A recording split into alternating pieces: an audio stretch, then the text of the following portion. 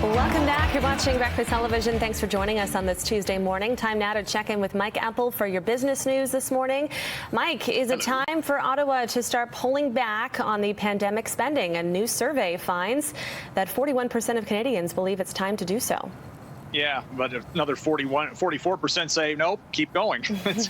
It was really quite dramatic to see the results of this Leger poll that was taken right after Bill Morneau outlined how much money the government has been spending, 343 billion in the hole already this year on deficits, 1.2 billion for net debt, and that was a wake-up call to people who we've been talking about the CERB and the wage subsidy and the loss of revenue, but then you put it into a dynamic number of that nature, and people go, okay, that's big. What do we do about it?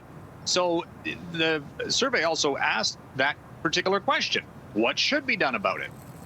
Should it be a combination of cutbacks? Yeah, 60% said start to cut back.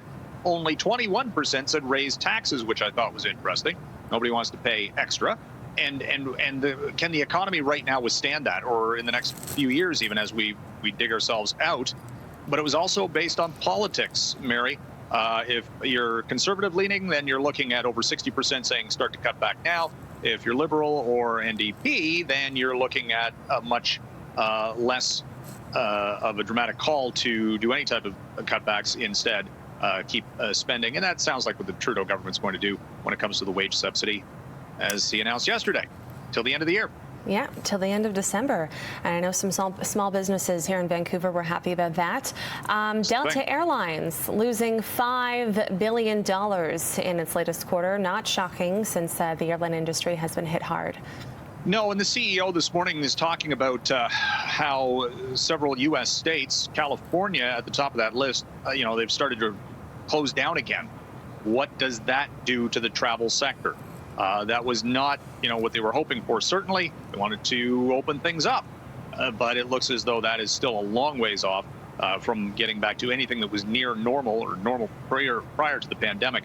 So Delta's losing a lot of money. WestJet yesterday talked about, expanding its route network next month by another six destinations. I mean, it's better, but still more than 70% below where they were back in February. And that, again, long way to get back to normal. People are still flying. People are going to Europe. They're doing it. Yeah, maybe. Yes. And I'd be curious to see what the numbers are going to the States or coming back, because you do have to quarantine when you come back. And that just says basically to me that's a no-go. Right. Got to isolate for a while. All right, Mike, Right. Thank you so much for your time this morning. We'll see you tomorrow on Wednesday. Thank you. Wow, it's only Tuesday. All right. Okay. Take care. 7:27 now on Breakfast Television. We'll have more of your top headlines coming up after the break. Stay with us.